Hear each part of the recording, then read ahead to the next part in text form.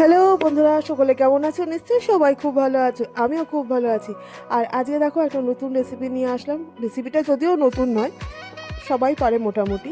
যাই হোক, একঘেয়েমি ওই ডিমের ঝোল মাছের ঝোল খেতে খেতে মুখে যখন একটু অরুচি লেগে যায়, তখন এরকম একটু অন্যরকমভাবে করলে বেশ ভালোই লাগে। তা দেখো, এখানে আমরা যেহেতু তিনজন, 6টা ডিম নিয়ে নিয়েছি আর 3টে আলু মাঝখান দিয়ে কেটে দুটুকরো করে নিয়েছি।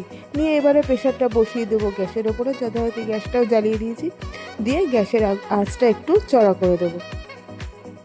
এটা সেদ্ধ হোক, ততক্ষণ আমি মশলার দিকে যাওয়া যাক। এখানে দেখো, মশলাটা যথারীতি কেটে নিয়েছি। একটা মাঝারি সাইজের টমেটো, একটা মাঝারি সাইজের পেঁয়াজ, কিছুটা কাঁচা লঙ্কা আর রসুন, আদা। তা আদা রসুনের মধ্যে রসুনের পরিমাণটা সামান্য বেশি, ওই 2-4 কোয়া বেশি, আর একটু আদা।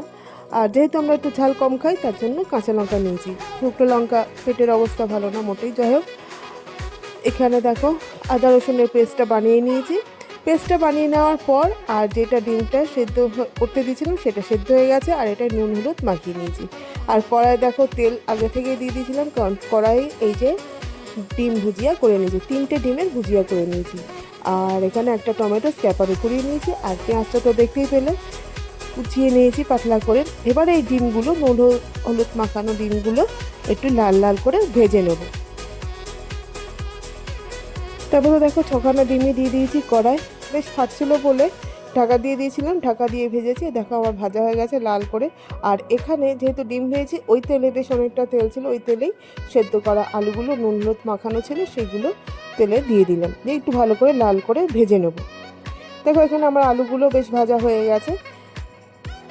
এবারে কড়াই একটু দিলাম হচ্ছে, তোমার দেখা যাচ্ছিল না যদিও, ফেনাটা উঠেছিল বলে দিয়েছিলাম হচ্ছে একটু লবঙ্গ আর একটু স্টার এনিস আর তেজপাতা, আর দিলাম তার মধ্যে কুচনো পেঁয়াজটা দিয়ে ভালো করে নাড়তে হবে যতক্ষণ না একটু লাল লাল করে পেঁয়াজটা ভাজা হচ্ছে। এখানে দেখো আমার পেঁয়াজটা একটু লাল লাল করে ভাজা হয়ে গেছে। এবারে এর মধ্যে দিয়ে দেবো হচ্ছে যে মশলাটা বেটে রেখেছিলাম, সেই মশলাটা দিয়ে দেবো এবারে এই ভাজা পেঁয়াজের মধ্যে।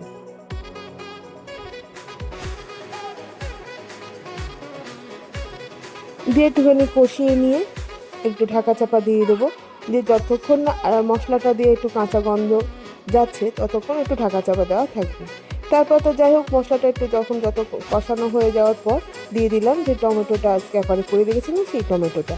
এটা দিয়েও একটু ভালো করে মশলাটা আবার কষিয়ে নিতে হবে যতক্ষণ না মশলা দিয়ে তেল বেরোচ্ছে।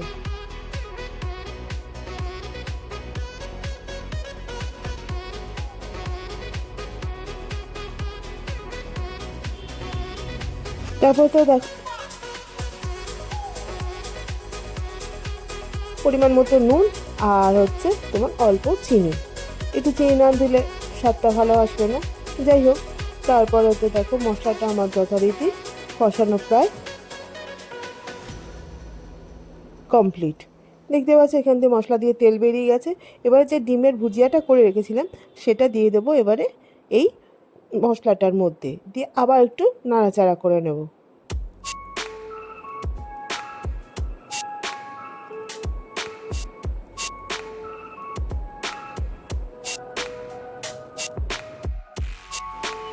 তারপরে যাতে এখানে একটা মশলা নিয়ে নিয়েছি। মশলাটা হলো সাই গরম মশলা গুঁড়ো আর একটু ভাজা মশলা। ভাজা যে মশলার মধ্যে নিয়েছি জিরে, ধনে আর হচ্ছে জয়িত্রী, জায়ফল সামান্য সামান্য পরিমাণে দিয়ে একটু গুঁড়ো করে নিয়ে তারপর দিয়ে দিলাম মশলাটা, দিয়ে আবার একটু কষতে থাকবো।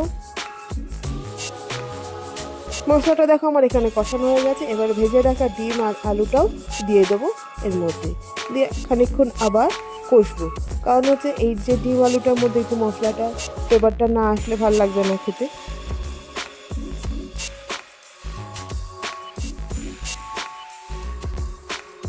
এবার এই ডিম আলুটা একটু ঢাকা চাপা দিয়ে রাখবো ধিমি আঁচ করে, মশলাটা যাতে ডিম আলুটা ঢোকে তার জন্য। আর এখানে দেখো ভাত করে নিয়েছি আমি। ভাতটা এরকম ঝরঝরে হতে হবে, একদম পুরো একটার সঙ্গে একটা চাল যাতে না লাগে। কিছুটা ভাত আমি এবারে দিয়ে এটা নাড়িয়ে চাড়িয়ে নেবো বেশ ভালো করে। এটা এবার একটু ভালো করে নাড়িয়ে চাড়িয়ে নিয়ে খানিকক্ষণ ঢাকা দিয়ে রাখবো ধিমিয়ে আছে। তাহলেই তো আমার কমপ্লিট মোটামুটি। এখানে দেখো ডিমে আছে ঢাকা দিয়ে রেখেছিলাম, তারপরে দেখো আমার ডিম বিরিয়ানিটা যথারীতি রেডি। এরকম করে দেখতে পারো তোমরা, খুবই ভালো লাগে, খুব টেস্টি লাগে খেতে। তাহলে চলো, কেমন লাগলো তোমরা জানিও ব্লগটা, আর রেসিপিটা কেমন লাগলো সেটাও জানিও অবশ্যই করে। তাহলে আজকে আসি এই পর্যন্তই, টাটা।